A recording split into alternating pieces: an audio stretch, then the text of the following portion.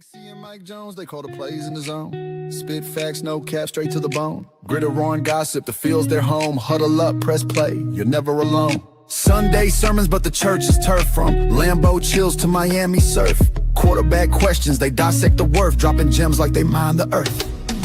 Laces out, the mic stays hot. Breaking down the game, every yard, every plot. From kickoffs to OT, they never forgot. Tune into the squad, this the spot. NFL drama, they break it down surgical. Draft day whispers, moves so tactical. Receiver stretching arms, catches vertical. Big C's laugh hitting, vibes so magical. Mike Jones got stats like a human playbook. Big C's insight sharper than a no look. Halftime debates, better than they should. You fumble the podcast, now you misunderstood. Flags fly, refs blind, penalty stack. They calling out the calls, no sugar, just facts. Fantasy picks, who's carrying the pack? Every week they hit harder than a linebacker smack. Laces out, the mic stays hot. Breaking down the game, every yard, every plot. From kickoffs to OT, they never forgot. Tune into the squad, this the spot. Laces out, the mic stays hot. Breaking down the game, every yard, every plot. From kickoffs to OT, they never forgot. Tune into the squad, this the spot.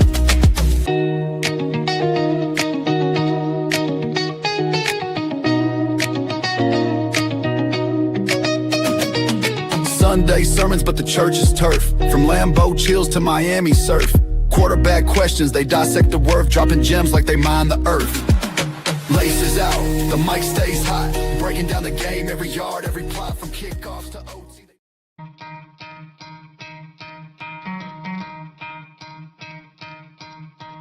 You could try to play, but you're never gonna beat me. Look the other way, what I'm doing ain't easy. Bloody hands stained from the people who deceive me. Muddy hands break through the chains, go free me. Looking for change, looking.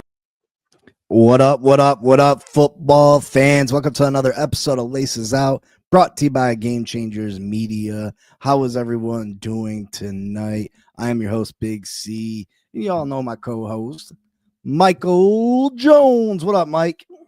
What up, man? What up, man? Both our teams coming off of victories. Exciting. See if we can string together another one. Yep. Yes, sir. Yeah, week 5 already. It's so crazy that the season goes by so fast. But we are coming off wins for the first time, so that's a positive. Well, depending on how you look at it. I mean, you know, some people would suggest maybe we should be throwing them, losing games at this point to try to get us a better draft position for next year, the rebuild. Because I think our teams are kind of in similar spots. Besides the fact that I think that you guys have your quarterback of the future, where we really don't. Right. But we're both going through a season that we could see a lot of change as far as the front office, as far as head coach. So definitely a lot of changes probably for the New York Giants and the Miami Dolphins. But yeah, what a game last night, Thursday night football, talking about the Rams and the 49ers. I thought the Rams were gonna win this game. I did. The way Matthew Stafford's been playing with Devontae Adams, Puka Nacua, that's just a 3-headed monster right there. Their running back, Kerryon Williams, he's a very good back.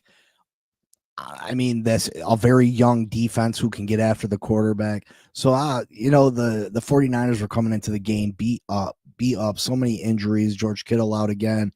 Christian McCaffrey still, dealing with injuries. They're the top wide receivers out for the 49ers. Nick Bosa out for the season again. Mm-hmm. So I definitely was expecting the Rams to come in and win this football game. And the Rams were at home, but typically when San Francisco comes to town, they kind of take over that stadium. You know what I mean?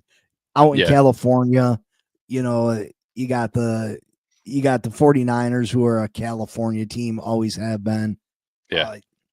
A lot of Raider fans out there because, yeah, the LA Raiders, the Oakland Raiders, not so much when it comes to the LA Rams because the Rams were in St. Louis at one point. You know what I mean? So, Yeah. San They Francisco. were in LA first, right? And then they went to St. Louis and then they came back. Yeah, I think so. But still, San Francisco, that area is San Francisco 100%. And they kind of overtake that stadium. But man, Mac Jones, Big Mac Jones, Man, he showed me a lot last night. He really did. To be honest, I was banging the table for the Miami Dolphins to sign him as their backup quarterback because he has a similar skill set as Tua Tagovailoa, both all Alabama quarterbacks who are very accurate, don't have the biggest arms in the world, but very accurate quarterbacks. Kind of like that point guard at the quarterback position. And I thought that would have been a smart move. He ends up signing with San Francisco on a cheaper deal than what we signed. What the hell's his name? Zach Wilson for, you know what I mean? Which Zach Wilson's done nothing in this league. At least Mac Jones has produced something, a Pro Bowl season at the very least. But yeah, Mac Jones last night, dealing with injuries himself, came in and just a gutsy performance. His pants were hanging off his ass. He was wobbling around, limping around, and over there massaging his arm for him. Yeah, that was crazy. Eating bananas by the bushel. This guy, he was dealing with so much last night and went head to head with Matthew Stafford, matched him with stats, and beat this Rams team, which I think this Rams team is one of the better teams in the NFC. What did you think about this game? Yeah, I mean, I was caught off guard. I picked the Rams to take this all day. I mean, with Brandon Ayuk out, and like you said, all them key players for San Francisco, and just for San Francisco to come in here and get this win, and it's kind of crazy because now they'll start slowly getting players back, and San Francisco could get stronger as it gets to the most important part of the year. You know what I mean? So it's definitely a good thing for them. I was surprised, man. That like you said, Mac Jones, man, over on the sideline, he had a trainer massaging his forearms and like you said, his pants were hanging down off his ass. Like I thought the dude was like he's tough.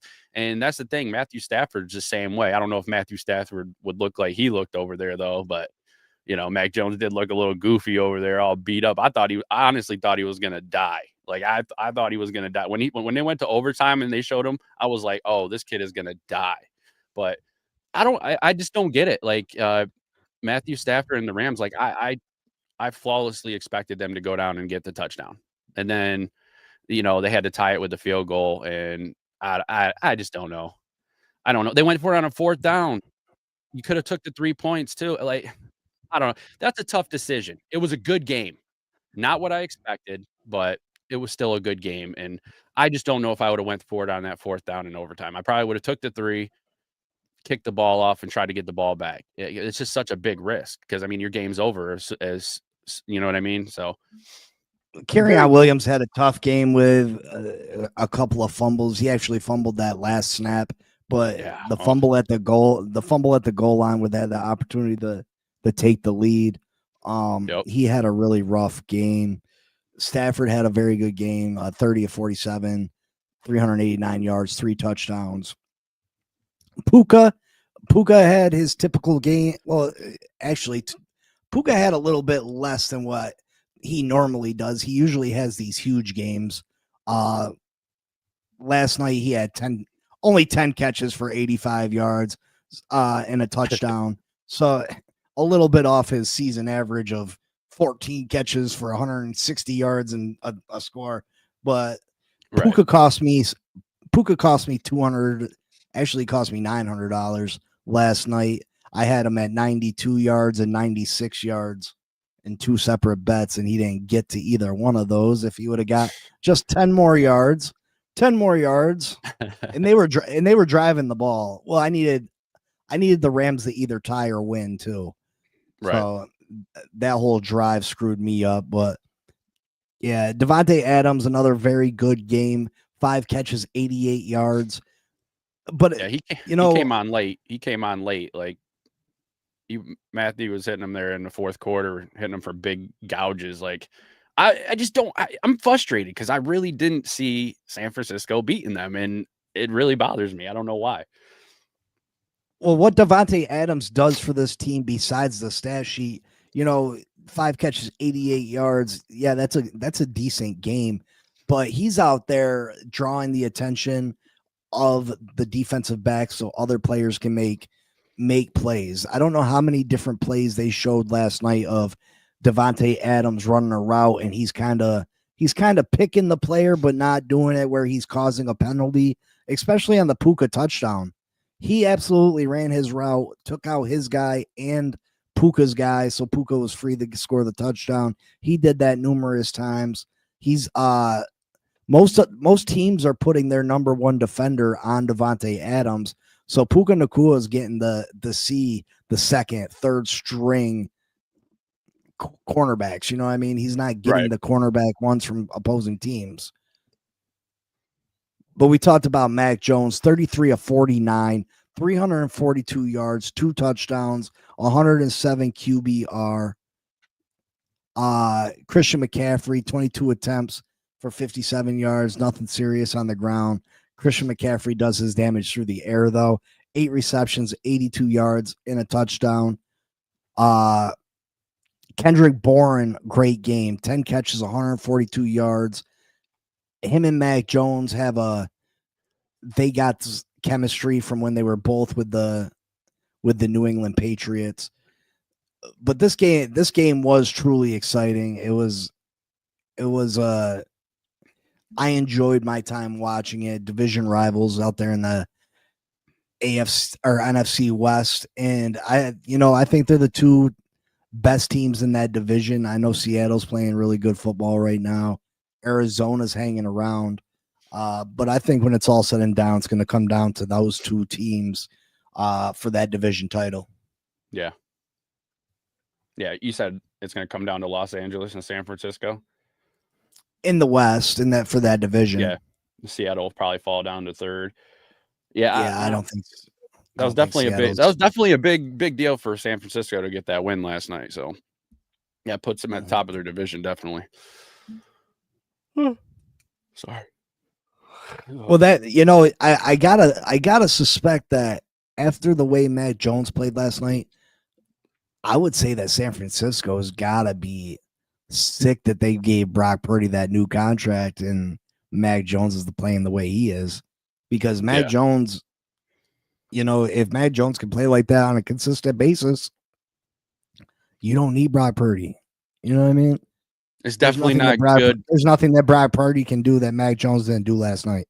Yeah, it's definitely not good when you got 2 quarterbacks that throws into question, who should we start? So, I mean, that's going to be interesting to see. I still think, Brock Purdy has the experience and whatever, but honestly, I like the way Mac Jones played. I was shocked. Like I said, he was a little goofy when he was over there all hurt, but dude stuck it out and got the dub for the team. So you cannot hate on that.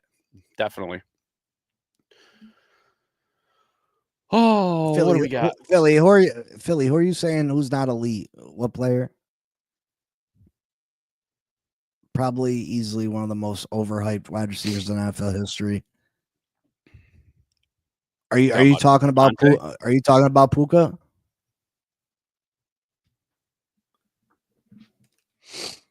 Because I think Puka Nacua, I think he's got great hands, obviously. But if you're gonna throw someone the ball 15 times a game, of course they're gonna have inflated stats. You know what I mean? Yeah, and like you said, they got so many threats for taking the ball deep that it's so much easier for these guys to make these big long passing plays. It's just when you got people distracted, and it's crazy. So I don't know. Now, if you only had one number one on the team, I mean, that'd be a little different. But no, but what I'm saying, he's saying that Puka is not a true number one, which I get that. Like, if I had my choice of receivers, Puka wouldn't probably be in the top 10 that I would choose. Right. He just wouldn't be. You know what I mean? It's just about the scheme fit and how they use him that makes him successful. Like, he's not out there dominating people physically. You know what I mean? Right. He does have good He's not hands, Randy though. I mean, Mawson he does have good hands. He can catch, which wide receivers that make $30 million a year should be able to catch the fucking football. You know? yeah, for sure. That drives me crazy. Oh yeah.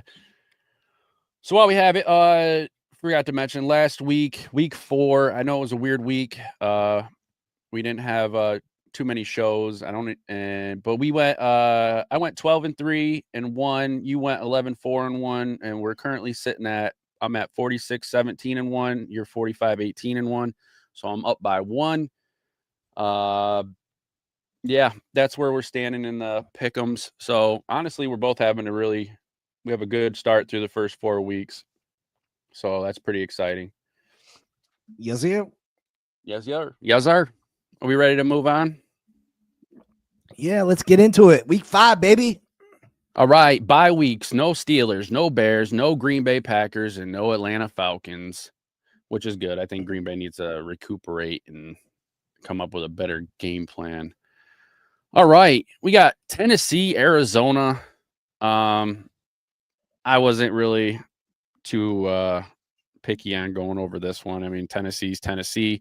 You know, obviously Cam Ward has his bright spots, but they're few and far between. The team's not doing that great. They just don't have a team that's, I think, is well-rounded. Obviously, it's a work in progress. Probably be picking towards the top of the drafts, which is good for them. So I actually have Arizona Cardinals. If the Cardinals can't win this, Kyler Murray just needs to be shipped out. So I got Arizona. I think I said 27-17. Yeah, Cam Ward and this team is lacking of talent. Arizona is dealing with injuries in the backfield. James Conner's out, and now Trey Benson's out too. So they're going with their third string running back, Michael Carter. Cam Ward's just been sacked so many times. I think he's been sacked 17 times already this year, which is the number one sacked quarterback in all of football. The Cardinals defense coming in 5th ranked as far as getting after the quarterback. So another long day in store for Cameron Ward. Kyler Murray's done enough to win games for this Cardinals team. And like you said, we're not going to spend a lot of time on this game. The Cardinals should win this game at home. I'm going to say Arizona wins 24-10. 24-10. All right, we'll move right on. Detroit Lions, Cincinnati Bengals, obviously without their hero, Joe Burrow. I don't really think this is going to be even fun to watch. I think Detroit's going to go out, have their way with them. I got this one being pretty high scoring for the Lions. I got this one 34 to, I think, 34-10. 34-10.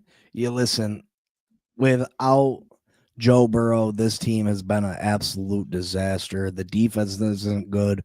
The offense isn't good without Joe Burrow. I expect a big day from Detroit. David Montgomery is playing his first game in his home city ever. So look for, Dan Campbell seems like he's a coach that is going to take that into account, and he's going to get David Montgomery a lot of opportunities to have a big game. Bet it now. David Montgomery goes and gets 2 touchdowns and has over 80 yards rushing in this game. I don't think this game's close. I think it's probably over by halftime. Jared Goff might be sitting on the bench in the 4th quarter. I got Detroit 41-13. Nice. And moving on to Tampa Bay at Seattle. I mean, the Bucs look like one of the NFL's most resilient teams. They just come out, and Baker Mayfield, he does his thing. But the Seahawks, they might be one of the most complete teams. And they've been looking pretty decent. This one was a tough one for me. It's hard for me to go against my man Baker. I like watching Baker play. I like it, like his toughness. I like his grit. But this was really hard for me, and I picked Seattle this time, and I'm shocking myself because I really want to pick the Bucks, but I'm going to go Seattle 24-20 on this one. I think Seattle's got it. I really do. Well, the Bucks both these teams are 3-1. The Bucks struggled with Philly last week. They let Philly get out there and get a big lead on them. But that's been the typical Bucks this year, allowing the other teams to get out in front of them. The Bucks can't continue to let that happen. Baker Mayfield right now, he's playing really good football, especially extending the play. They got their young rookie wide receiver. He's having a great year so far. He's had to step in since Mike Evans went down. I'm pretty sure Bucky Irving's out for this game, so they're gonna have to rely on other ways to run the football. I'm gonna take Seattle in this one because they're at home. I just think with Bucky Irving out, and until the Buccaneers can stop the slow starts, they're going to be in trouble. You can't continue to let teams come out and get decent sized leads on you because you got to rely on too many other things to go right to get back into the game. And Right. So far this year, that's been their MO.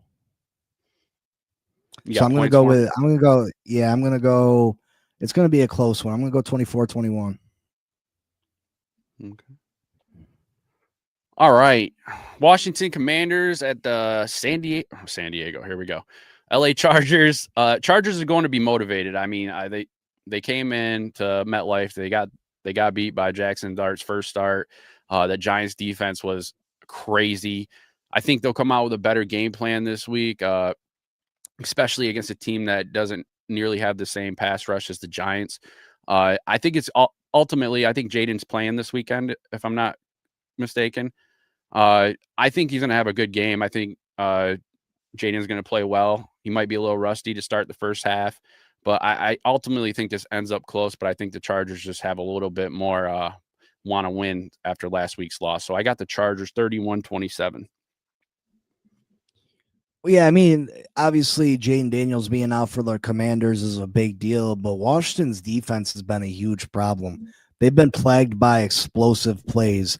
They've allowed an NFL worst 28 pass plays over 15 yards so far this season. It's a combination of mistakes, communication, and players abandoning their assignments. So they got to stop that. They'll have to stop Justin Herbert this week. But that offensive line's beat up for the Chargers.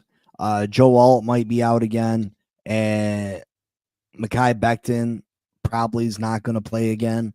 So this offensive line is definitely an issue. It showed up last week against the Giants. But yeah, Terry McLaurin's out again. Ooh.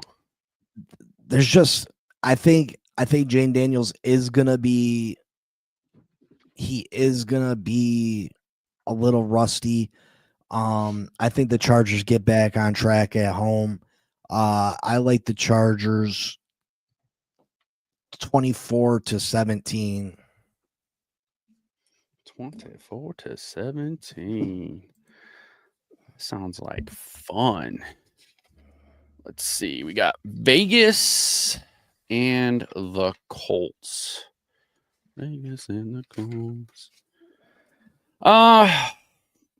The Colts secondary struggled. Obviously, they had that tough play last week. Daniel Jones threw that ball down there, and I can't remember who was the receiver there, but he dropped the ball before he got to the goal line. Obviously, mental mistakes. I think that the Colts should have definitely came away with that victory last week, but that's neither here nor there. I think they get it back online against this Raider team. I got the Colts 35-21. You said you got the Colts. Yes, sir. For the Raiders, Ashton Gentry, kind of had his breakout game last week. I think did he have 3 touchdowns last week? I think he did. He had a huge game. Indianapolis dropped their first game to the Rams, which is understandable. They're still a very good team. This offense been super efficient. They're averaging 30.8 points per game, which is 4th in the NFL. Tight end Tyler Warren has been a huge success for them. He leads all tight ends in receiving yards with 263. They kind of struggle in the red zone, though. They need to put touchdowns on the board instead of field goals. But I think that they are the much better team here. I like the Colts. I think they're going to end up being a playoff team, which is that's me admitting I'm wrong. I was wrong, right? Because at the beginning of the season, I thought the Colts would be one of the worst teams in the NFL. But I did say that Daniel Jones is better than what he was with the Giants. I didn't think he got enough credit. He took too much of the blame for the New York Giants. So Yeah. Daniel Jones is one of those quarterbacks who I thought has talent. I don't think he's a top 10 quarterback, but I think he's got talent and can play good football and lead a winning team. And he's showing that this year. The Raiders are just too far away, in my opinion. Geno Smith hasn't played great football. He threw like 3 picks last week, didn't he? Or was it 3? Yeah. That's- Brock Bowers isn't all the way healthy. So yeah, I like the Colts in this one. I'm gonna say 30-17 Colts. Okay. All right. Dallas Jets. I have no confidence in those no good, dirty, stinking Jets. I think this is just another loss for the New York Jets. Sorry, Dad. Don't mean to clown on your team so bad. Who am I to say? I'm a Giants fan. I only got 1 win, so it is what it is. But Dak Prescott he's got that offense moving. He's putting yards on the board. He's putting points on the board. They're not settling for field goals. I like Dak Prescott and what he's doing. I think it could be back and forth with some fireworks, a couple long touchdowns, stuff like that. But I got the Cowboys 30-24. Yeah, I don't have confidence in the Jets passing game. The Jets run the football a lot. Dallas is going to have to figure out a way to stop the run. Dallas's offense has been great this year. And the Jets defense hasn't been very good. They've allowed 25 plus points in each and every game this season so far. The only team in the NFL to do that. I don't see that coming to an end this week with Dallas. Dallas can definitely put points on the board. The Jets turned it over 3 times against the Dolphins last week. That is definitely an issue they got to work on. Also, the penalties. I think they had 13 penalties against the Dolphins last week. That's not a formula for winning football. Aaron Glenn, I like him as a coach. I think he'll eventually get this Jets team moving in the right direction. But Justin Fields is they obviously don't trust him to throw the football. Even when they were losing last week against the Dolphins, they were still running the football, and they were having great success at it. But at some point, your quarterback's got to be able to throw the football. Yeah. And you got to have confidence that he can throw the football. They got one of the best young wide receivers in football in Garrett Wilson. They need to use him, take advantage of him. They got a really good young tight end in Mason Taylor. So, Justin Fields got to throw the football if they're going to have any chance to win football games this year. But the defense has got to be better too. Like I said, 25 points at least in each and every game this season so far. The only team in the NFL to allow that. I don't think it stops this week. I got Dallas 38 to. No, I'm not going to go that high. I'll say 28 to 17. All right. New York Giants, New Orleans Saints. Giants coming off that big win last week. Jackson Dart, I'm a little worried. We lost Malik Neighbors, so he's going to have to really disperse this ball throughout Wandale Robinson, Slayton. But I mean, the biggest takeaway from last week was the Giants defense. They're starting to click. They threw in some more stunts than they did their first 3 games. I think they actually had 33, went in 33, or the first week, all 4 of our top defensive linemen weren't on the field other than 6 plays. The next week it went up to 22, and it's been going up. They're throwing more stunts into their defense. And you could tell, like last week against the Chargers, they gave Herbert such a hard, difficult time. And on the other side, you got the Saints. Clock's ticking on Spencer Rattler. They got that rookie, Tyler. I can't, how you say his last name, Shoe or some crap like that. He's sitting there waiting on deck. So Spencer Rattler is going to have to do something. I mean, they do have Chris Olave and I think Rashid Shaheed. Very dangerous. They could do something. The Saints have shown life at certain points, but I just don't think they're there yet. I expect the Giants to put something together. They've had a whole week to play. They have this positive momentum going, and the defense looks good. The offense, I wasn't really super impressed with Jackson Dart. I think he had 111 passing yards, which that has to stop. He needs to spend a little bit more time in the pocket and go through some more progressions. But I do ultimately see the Giants having another decent game. It's going to be close. I got the Giants 27-24. The Saints surprisingly got a really tough defense too. They have Saints got a defense that has gotten home on a respectable 10% of all dropbacks. But this Giants defense looked really good last week. The Saints got Foster Moreau and Tyson Hill returning from injury. Hopefully they return to practice this week, so hopefully they're available. The Saints looked really good and had a chance to beat the Buffalo Bills last week. Do they follow that up this week? Spencer Rattler, I don't think he's the long-term answer there. Obviously, they drafted a quarterback early. How long before he gets an opportunity to step on the field? I don't think Spencer Rattler's played bad enough to pull him yet, but eventually they're going to want to see what they got in the young kid. New York Giants' Cam Scatteraboo has got 181 yards rushing and 98 yards receiving through 4 games so far. He is just fun to watch. He loves contact. He seeks it out. He's just like a big old bowling ball. He is that old school type of football player that just loves contact. Your mic's crackling, brother. Please hold on 1 second while we take this commercial break. I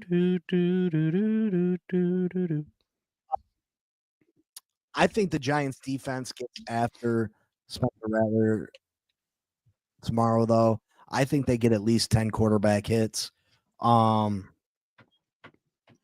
Carter looked dominant last week at times. I think it's a couple sacks, and I think the Giants get their second victory. You're right about Jackson Dart. He needs to definitely throw for more than 112 yards or whatever he threw for. Yeah. That's not a realistic stat. You know what I mean? I feel like his adrenaline was going. He was really pumped up, and I just don't think he gave some of the routes and stuff time to develop. He's seen an opening and he went, and that's not always a bad thing. I mean, he had a lot of good runs. He had 50 something yards on the ground. It wasn't that he did anything bad. It's just, he's in the preseason, he sat in the pocket a little more. He wasn't about running and doing this crazy stuff. And I just really think that he has the potential to be a really good pocket passer. And once that's established and, teams see that more, it's going to open up more for his run game too. So he just needs to be a little more patient, but it was first game. I think he had a little bit of that excited giddiness to crap to him. Well, the loss of Malik Neighbors is definitely big. Yeah, that's worrisome. I was actually thinking maybe we could trade Kayvon Thibodeau or something like that and try to get us another wide receiver, like maybe Jacoby, Jacoby Myers on Oakland, something like that. Yeah. Well, there's talks of Chris Olave again, possibly being traded. I'm not big on Chris Olave, though. I mean, the talent's there, but Yeah, exactly. But we definitely need to get another receiver in there to help Dart develop a little bit because, I mean, no offense, but Darius Slayton and Wandell Robinson just ain't gonna do that for you. Did you pick? No, you didn't pick yet. Yeah, I took the Giants. Oh, my bad. I took the Giants. I don't know if I saw a score though. I'm gonna say Giants 20-17. Fair enough. Fair enough. And the Denver Broncos against the Philadelphia Eagles. I know that Denver's got a good defense. I'm not 100% a fan of Bo Nix. I think he plays good football. I just think that the Eagles are more well-rounded and, they're Super Bowl winners. And until they lose their first game, I'm going to go Eagles on this one. This is pretty no-brainer for me. I got Eagles 24-13. Yeah, I'm not big on Bo Nix. Anybody that's watched this program or the Fin Posse podcast and heard me talk about Bo Nix, I'm not big on Bo Nix. I think he gets out the pocket too quick, tries to make backyard football plays too often. And if he tries to do that with the Philadelphia Eagles, he is going to get himself in a whole bunch of trouble. Denver does have one of the better defenses in football, but so doesn't the Philadelphia Eagles. Philly does have issues in the secondary, but again, I don't think Bo Nix is the quarterback that's going to give them the issues that is going to truly hurt the Philadelphia Eagles. Right. Saquon hasn't had the year that he had last year, so I expected him to. Yeah, I expected him to, but I guess that's a lot to ask. But I would like to see the Philadelphia Eagles get Devontae Smith and AJ Brown more involved. I'd like to see Jalen Hurts throw the football more. We all know they can run the football, but I'd love to see them throw the football and air it out a little bit more. But yeah, I got Philly in this one. I think, they're the Super Bowl champs. And although I think Denver is a decent team, I don't think they're necessarily in the same class as the Philadelphia Eagles. So I'm going Philly 24-13.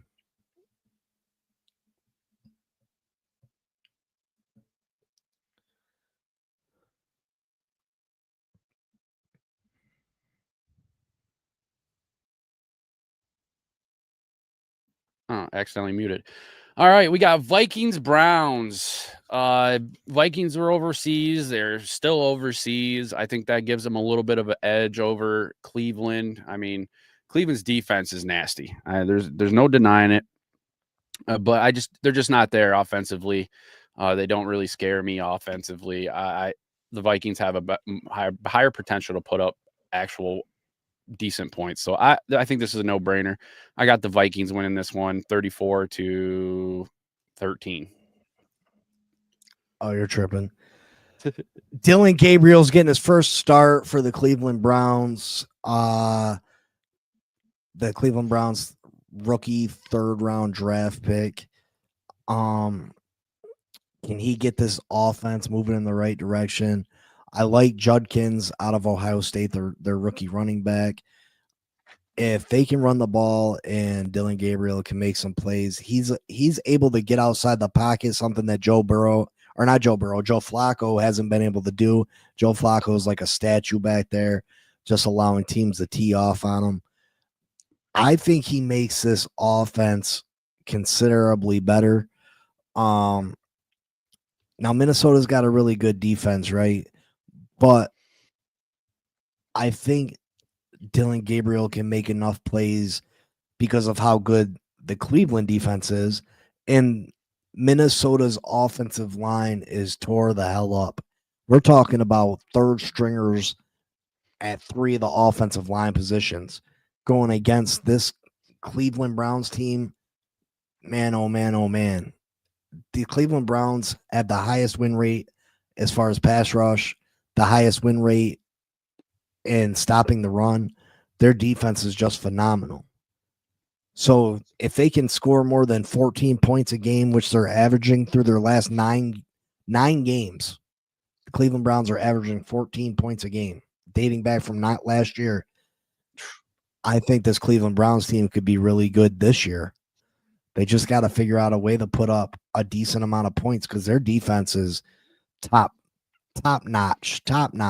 So I like the Cleveland Browns in this one. I think the issues that the Vikings have on the offensive line are going to be too much. Myles Garrett's going to have a field day.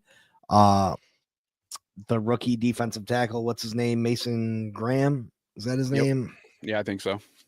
I think he ends up getting his first sack of his NFL career. Carson Wentz has taken sacks at a massive 11.5% clip so far this season. So Carson Wentz definitely he sits back there and he'll let you hit him. Jordan Mason is the lead back for the Vikings while Aaron Jones is out. He's been getting a lot of touches, but going against this defense is not good news. I got the Cleveland Browns. I got the Cleveland Browns in a low-scoring game, 17-13. Nice.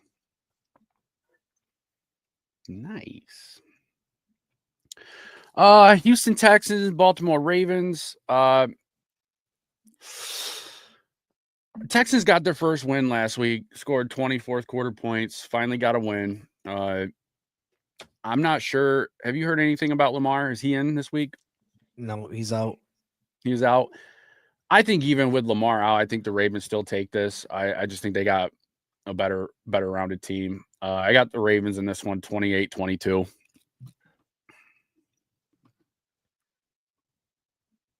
Yeah, Derrick Henry, they're going to have to rely a lot on Derrick Henry. The defense for the Houston Texans has been really, really good this year. That is definitely the high point of this team. Their defense is a top 5 unit, I'm pretty sure. But Cooper Rush, the backup quarterback for the Baltimore Ravens, he's had a lot of success starting for the Dallas Cowboys. I think he's more than capable of leading the Baltimore Ravens to a victory, especially at home. So I got the Ravens as well, even with Lamar out. I'm going to say 23-20 Ravens. It seems like I put the Raiders and Colts on here twice, so I'll let you just do I haven't seen your trade offers, Cap. I'll let you take the Dolphins, Carolina Panthers. I think the Panthers are trash. I got Dolphins 21-17. Oh, you got who? Dolphins. Man, Waller had a hell of a game last week. Sucks you guys lost your top receiver too, though. Yeah, Dolphins, Panthers in Carolina. Definitely me struggling with the Tyreek Hill injury. That's rough for me. He was my favorite Dolphin on this football team. He is definitely it makes it easier for teams to game plan against us. Jalen Waddle's got to step up. We need to be able to run the football if we're going to have any success. Last week, we were able to run the football consistently against the New York Jets. It opened up the play action pass, which allowed us to connect with Darren Waller. And we got to do that. That's when Tua's at his best, is when he can get the play action pass going. The Dolphins, again, struggle to stop the run. The positive thing about that is the Carolina Panthers lead back, Chuba Hubbard, is out. He is out. They're dealing with issues on their offensive line as well. So if there's a week that maybe we're able to finally stop the run, this is it. We need to stop the run and be able to run the football. Sound like a broken record. That's the key to victory for every week for this football team. But it's true. It's true. Yeah. You know what I mean? Yeah. If you can stop the run and you can run the football, it opens up everything else for your football team. Tua looked more comfortable this week against the Jets. How does this team deal with the loss of Tyreek Hill? Can Jalen Waddle step up? Can Darren Waller contribute more? Listen, the guy had 2 touchdowns, but you know what I mean? How much more do you Yeah. want him to contribute? I'd like to have 8, 9 catches to go along with them 2 touchdowns. You know what I mean? Hell yeah. Hell yeah. Malik Washington, can he step up? The Washington brothers as a whole, Nick Westbrook, Akine. We need no one player is going to be able to make up for Tyreek Hill. It's going to have to be a collective, a group thing. We traded for Cedric Wilson. He was a wide receiver that we had here a few years ago, but he's injured. Why would we go and get a wide receiver that's hurt? You know what I mean? What sense does that make? How can he contribute and help us with the loss of Tyreek Hill when he's hurt? Classic Chris Greer thing to do. Such a stupid move. But yeah, I feel like the Dolphins are the more talented team. I think I'm going to go Dolphins too. I'm going to go 20 to 2017 Dolphins. And moving on to Sunday night. Sunday night football, New England against Buffalo. I mean, the Patriots, they tend to give Buffalo a hard time. The Buffalo plays like kind of reminds me of Kansas City. It's like I think they get bored and games are closer than they should be. It's just, very one of those things. Is it going to be one of those things this week? I doubt it. I mean, they're in Buffalo. You better not be sleeping in your home stadium. I got the Bills running away with this 30-24. Well, not running away, but 30-24. It's not so much that the Buffalo Bills are sleeping on teams or playing with teams and allowing teams to hang around. The Bills' defense isn't overly good, especially with Ed Oliver out, Matt Milano out. They are acceptable to teams running the football on them. Can the Patriots run at a high enough clip to give the Buffalo Bills problems? We'll have to see. Patriots rookie running back Trevion Henderson has looked very good. Can they get some pressure on Josh Allen? The Patriots were phenomenal last week, but they were playing a bad football team. I mean, I think the Bills obviously win here. The Patriots do typically, give the Bills problems. If Buffalo just handles their business this year, they've never had such a clear path to the Super Bowl. Never had such a clear path.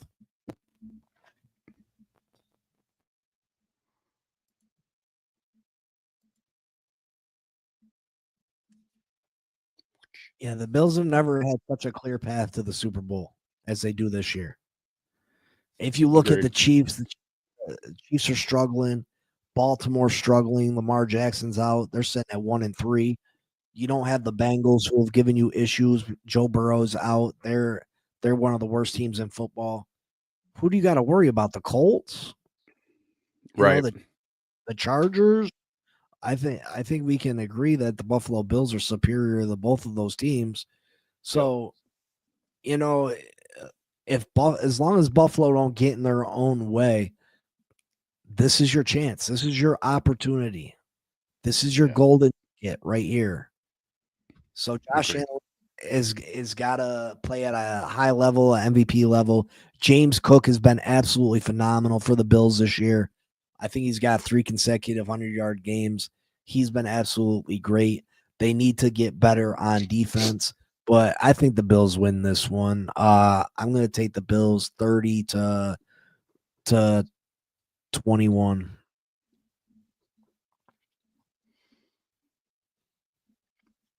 Yeah, man, I was looking at just the NFC, and Barkley is 10th in rushing. He's got 237 rushing yards, averaging only 3.1 a carry. That's crazy. I did not see that coming. without further ado, Monday night game. Monday. The Kansas City Chief at the Jacksonville Jaguars. Hey, man, this is my upset of the week. I'm taking the Jacksonville. I just have this feeling. It sucks because KC did have a good offensive game last week. Patrick Mahomes looked phenomenal. So it's really hard. But that Jags defense is playing at a high level. And the only thing that gets me stuck up is Trevor Lawrence. I don't really care for Trevor Lawrence. But I'm thinking some Jaguar magic. I think the Jags, this is my upset of the week. Jaguars 27-20. Oh man, Patrick Mahomes showed why he is still the premier quarterback in football last week. He is a god with that football in his hand. His right arm is made of pure gold. He is the man. But the Jacksonville Jaguars have been very surprising. Travis Etienne, listen, they were talking about Travis Etienne getting traded, released, Bigsby taking over for him. They end up trading Bigsby. Travis Etienne has 394 yards rushing so far this season. That's third in the NFL right now. That's crazy. He's been phenomenal for them. But this Jaguars offense has had their issues. They lead the NFL in drop passes with 10, the only team in double figures. They got to stop that. They got talented weapons. They got Travis Hunter. They got Brian Thomas Jr. They got weapons. Mm-hmm.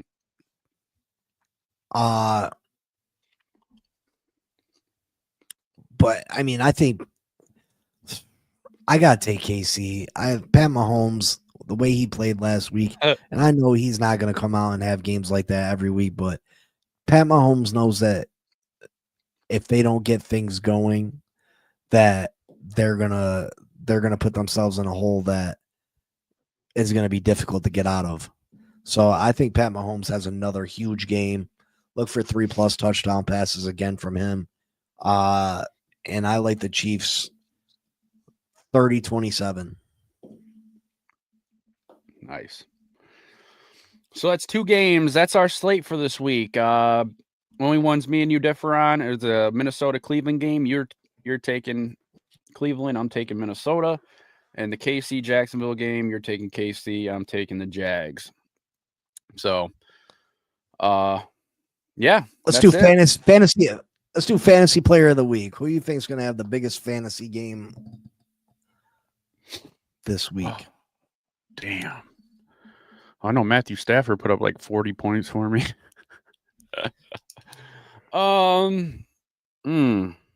That's a tough one.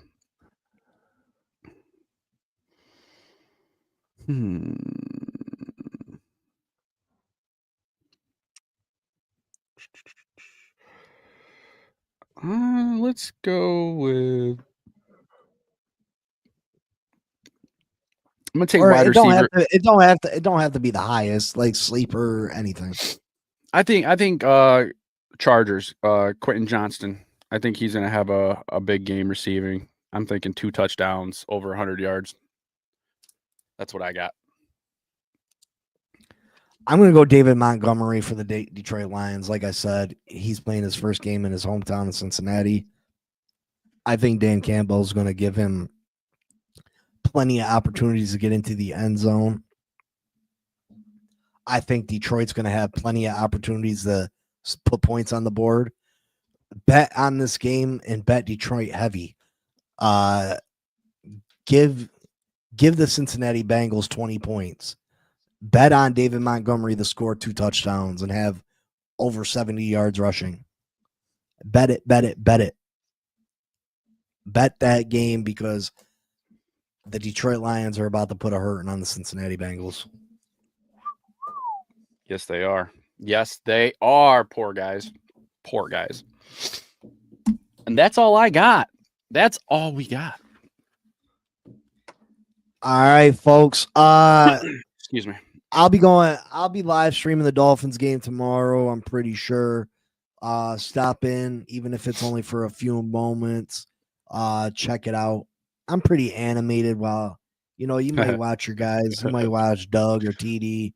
I can guarantee they're not as animated as I get. But yeah, stop in, say hello, check it out, and make sure you check out the Fin Posse podcast. Changes are going to be coming to the channel very soon. A new look, possibly a new co-host. That's not necessarily new, but yeah, definitely some positive changes coming to the Fin Posse podcast, so I can give you better info and a better experience. But yeah, last night in fantasy, bro, I had Jennings in my lineup for, I don't know, I took Tyreek out and Jennings must have popped up in. Jennings didn't play last night, so looks like I'm probably taking an L this week, which I couldn't afford to do. I couldn't afford to take an L in our league. Yeah. Oh, you sent me a trade request too, Cap. I'll check it out after this. I'll take a look at it. It better be worth it though. He's crazy with that trade shit. He traded away Saquon. What? I honestly at this point I don't blame him. I mean, like I said, Saquon Barkley, he has 77 attempts, 237 yards on the year, 3.1 average. His long is 16, and he's only got 3 touchdowns. I get that you take a lot of punishment. I get it takes a lot out of you when you have a year like he had. But come on, you gotta do better than that. I do understand that Philadelphia has a couple O linemen out too that they don't have anymore, or one they don't have no more, one's injured, whatever. But you got to figure something out. They definitely got to figure out how to get him incorporated in this, because I don't know. I don't trust in Jalen to be able to throw the ball every game. I just don't see that happening. He wants to give me Brian Thomas Jr. for Rashee Rice. I don't know if I can do that. Now, I think Brian Thomas Jr. is the better quarterback. I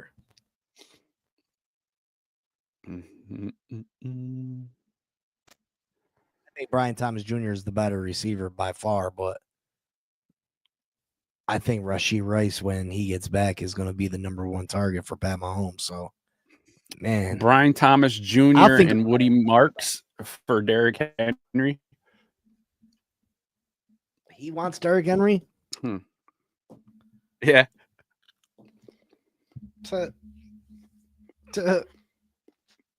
Honestly, I only think Derrick Henry only gave me like one really high scoring game, and that was when I beat you that first week.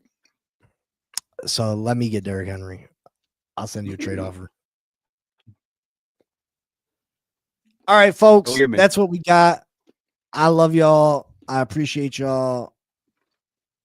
Any final words, Mike?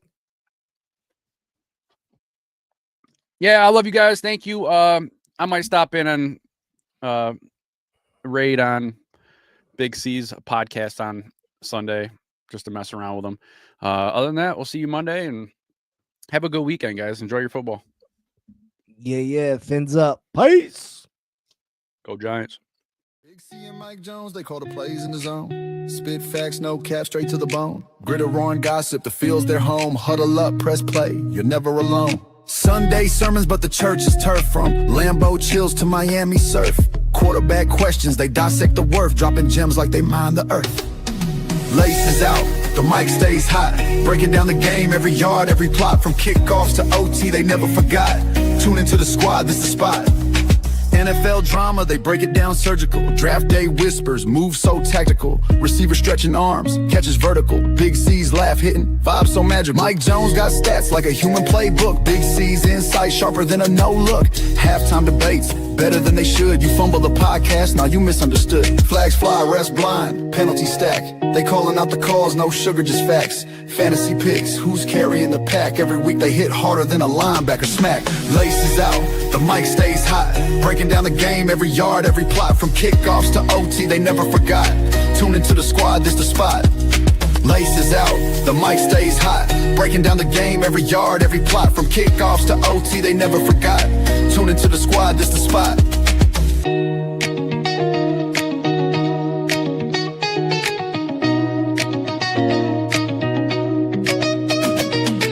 Sunday sermons, but the church is turf. From Lambeau chills to Miami surf.